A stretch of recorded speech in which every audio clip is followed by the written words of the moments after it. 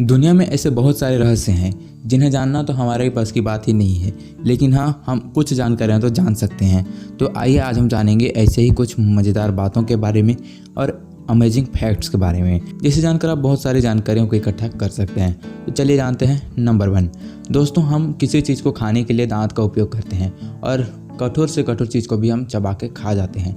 लेकिन आपके मन में कभी ना कभी तो ये सवाल आया ही होगा कि हमारी जो माता है यानी कि गौ माता, उसके पास भी दांत होती है, वो भी घास खाती है।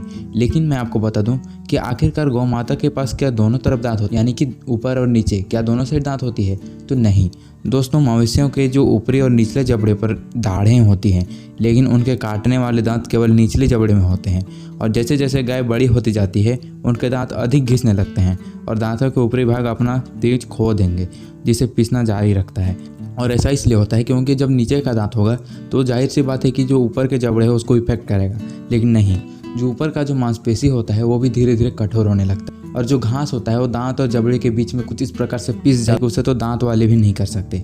नंबर 2 दोस्तों, आपको यह जानकर हैरानी होगी कि आपने तो मिट्टी का गुफा देखा होगा, पत्थर का गुफा देखा होगा, लेकिन क्या आपने कभी बर्फ का गुफा देखा है? तो आइए मैं आपको बताऊंगा बर्फ की गुफा के बारे में। दोस्तों, आइसलैंड की क्रिस्टल गुफा यूरोप के सबसे बड़े ग्लेशियर वतनाजोकुल में है और यह एक बहुत बड़ी प्रसिद्ध प्राकृतिक संरचना है, जो कि 2011 के बाद से यह गुफा कमोबेश उसी स्थान पर बनी है, जो हर गर्मियों में एक विशेष रूप से बड़ी हिम नदी के रूप में प्रवाह से निकलती है। नंबर 3 दोस्तों, जब भी तेज़ हवा चलती है या फिर गर्मी का मौसम में आपने ज़्यादातर देखा होगा कि जगह जगह पर बवंडर उठने लगते हैं। तो आखिरकार ये बवंडर क्यों उठता है?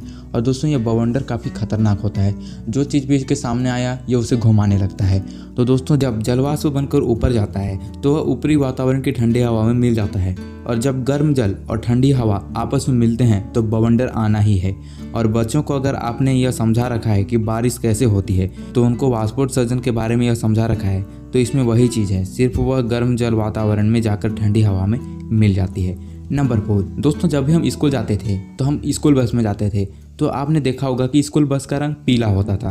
तो हमारे मन में बहुत सारे सवाल आते थे कि आखिरकार बाकी बस का कलर तो अलग है, तो ये स्कूल बस का रंग पीला क्यों है? तो आइए आज हम जानेंगे इन्हीं सवालों के बारे में। दोस्तों, आपने रोड पर बहुत सारे कलर की गाड़ियों को दौड़ते हुए देखा होगा, लेकिन स्कूल बस को सिर्फ पीले रंग में ही देखा है। तो हमारा सवाल यह है कि आखिरकार स्कूल बस पीला रंग का क्यों होता है? तो दोस्तों, आपने यह भी देखा होगा, तो आप जानते ही होंगे हर रंग की एक क्वालिटी होती है। वैसे स्कूल बस का पीले रंग के होने में खास वजह है।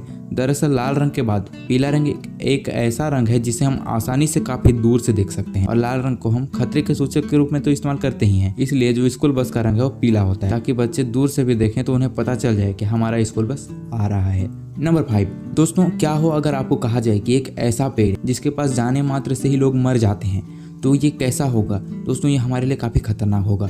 वैसे तो पेड़ हमें ऑक्सीजन देती है और पेड़ प्रकृति की काफ़ी सुंदरता बढ़ाती है, लेकिन ये पेड़ तो काफ़ी खतरनाक है। दोस्तों, मैंसिनील को दुनिया का सबसे डेंजरस ट्री कहा जाता है, और फ्लोरिडा और कैरेबियन तट पर पाए जाने वाले इस पेड़ के तने से निकलने वाला जो रस होता है वो इतना जहरीला कि इंसानों की स्किन पर भी अगर वो कॉन्टेक्ट हो जाए तो ये छाले पड़ जाते हैं। और पेड़ के सेब जैसे फल का एक टुकड़ा अगर आप खा लें तो इंसान मर तक जाता है। नंबर 6 दोस्तों, जो हमारा दिमाग होता है वो हमारे लिए एक बहुत ही बड़ा इंजन का रूप है। हमारे दिमाग में अच्छी यादों से ज़्यादा बुरी यादों को याद रखने की क्षमता बहुत ज़्यादा होती है, और ऐसा इसलिए होता है क्योंकि हम अच्छी यादों को ज़्यादा ध्यान ही नहीं देते, और जो बुरी आदतें होती हैं उन्हें बड़े ही चाव के साथ ध्यान देते हैं, जिसकी वजह से हमारा दिमाग उसे कभी नहीं भूलता। नंबर 7 दोस्तों, मछलियों के बाद आपने डॉल्फिन का नाम तो जरूर सुना होगा, और आपने कभी कभी फिल्मों में यह भी देखा होगा कि डॉल्फिन इंसानों को खा जाती है, लेकिन नहीं, डॉल्फिन इंसानों को नहीं खाती।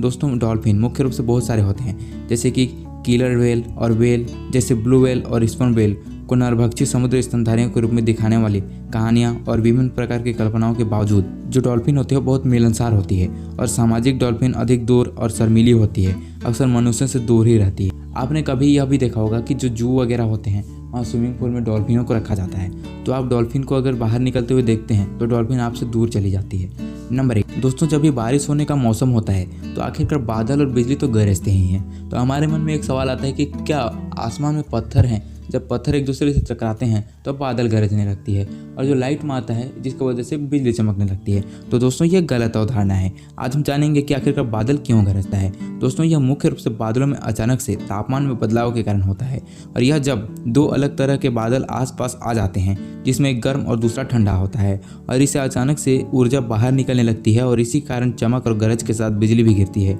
और यह बिल्कुल उस तरह का है जैसे एक गर्म बर्तन पर ठंडा पानी डालने जैसा। दोस्तों एक गर्म बर्तन पर अगर आप पानी डालते हैं तो वो कुछ अलग ही आवाज़ आती है, और ये उसी प्रकार होता है। नंबर 9, दोस्तों दुनिया का सबसे बड़ा जीव क्या है। दोस्तों जब भी हम दुनिया के सबसे बड़े जीव के बारे में जानने को चाहते हैं तो हमें ब्लू व्हेल का नाम सामने आता है। तो दोस्तों ब्लू व्हेल सबसे बड़ी व्हेल है, और ब्लू व्हेल का गर्भकाल लगभग 300 से 360 दिन का होता है, यानी कि 1 साल का। और दोस्तों एक ब्लू व्हेल का हृदय करीब 700 किलोग्राम दर्ज किया गया था, और तब आप अंदाजा लगा ही सकते हैं कि उसका हृदय ही इतना वजन है तो उसका शरीर कितना वजन होगा। और दोस्तों आपको बता दूं कि मादा ब्लू व्हेल आमतौर पर नर से भी काफ़ी बड़ी होती है। नंबर 10, दोस्तों समुद्र के बारे में तो आपने कई मनगढ़ंत कहानी सुनी होगी, यानी कि आपने ये कहानी तो जरूर सुनी होगी कि नाव में एक चक्की को ले जाया जा रहा था जिसमें से नमक निकल रहा था, और नहीं अटका, जिसकी वजह से पूरा समुद्र खारा है। तो दोस्तों ये बात बिल्कुल गलत है। और समुद्र के पानी के खारे होने का क्या वजह है। दोस्तों समुद्र के पानी के खारे होने का वजह 2 ही है, यानी कि 2 लवण और सोडियम क्लोराइड जो नमक बनाते हैं, इनका आवास काल बहुत लंबा होता है। जब ये समुद्र में पहुंच जाते हैं तो करोड़ों साल तक वहीं जमा रहते हैं, और इससे समुद्र का पानी हमें खारा लगता है। तो अभी आपके मन में यह सवाल भी आ रहा हो कि आखिरकार समुद्र में लवण और सोडियम क्लोराइड आखिरकार आए कहाँ से। दोस्तों आपको बता दूं कि समुद्र में बहुत सारे नदियों का पानी आता है, और बहुत सारे नदियों से काफ़ी सारे गंदे कचड़े भी आते हैं, और उन्हीं में ये सोडियम और क्लोराइड भी पाया जाता है, और जिसके वजह से ही पूरे समुद्र में ये इकट्ठा हो जाता है, और इकट्ठा होने के बाद ये जल्दी खत्म नहीं होता, और इसी की वजह से ही जो समुद्र का पानी होता है वो खारा हो जाता है। तो दोस्तों इसी के साथ मैं आज इस वीडियो को यहीं पे अंत करता हूं। तो दोस्तों वीडियो पसंद आए तो वीडियो को लाइक करना, और अगर चैनल पर नए हैं तो चैनल को सब्सक्राइब जरूर कर देना। तो मिलते हैं अगली वीडियो में, तब तक के लिए जय श्री राम।